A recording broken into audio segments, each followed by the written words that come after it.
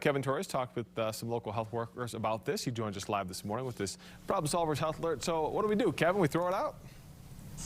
Yeah, here's the thing, guys. It is an important question because it's weird. The CDC tells testing sites and laboratories to treat our, COVID-19 tests as biohazardous material and to dispose of them in a different way. But according to the CDC, these tests, like the ones here in my kitchen, well, they're not needed to be treated that way. So how do we dispose of them? Well, here's what local health officials tell the Problem Solvers. They say once you use them, you can simply put them in with the rest of your trash and then throw them out as you normally would. But, and this is important, make sure you're throwing them in a trash can that has a trash bag. Some folks aren't, and that can be a bit dangerous. Remember, viruses are living things, even if their new home is your trash can.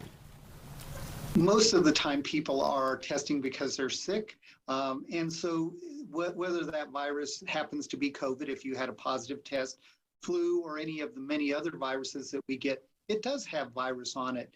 Most viruses really don't do too well outside of the body. We know that COVID can last about 3 days. About 99% of all that virus is dead by day 3.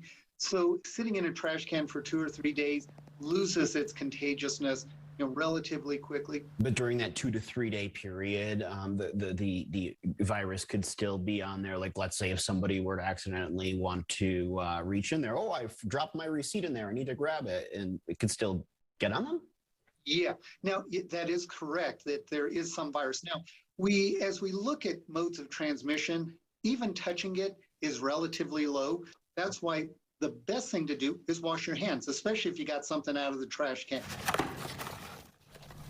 Yeah, you might want to skip the 5-second rule until the pandemic is over. Another good piece of advice, according to Dr. Montano, is to read the instructions that come with your test kit. That's because some suggest different ways of disposal. Now, there are some other additional tips in terms of how to make sure that the virus doesn't last in your trash can for 2 to 3 days. I'm going to discuss those next half hour around 7:10 this morning. Plus, I was also curious about, are there other things inside of our trash cans, other germs that pose more of a harm to us than, let's say, COVID living in there for 2 to 3 days? Answers to those coming up next half hour, guys. I'm going to guess yes. Yeah, probably. Thanks, Kevin. Developing now, Sarah Palin.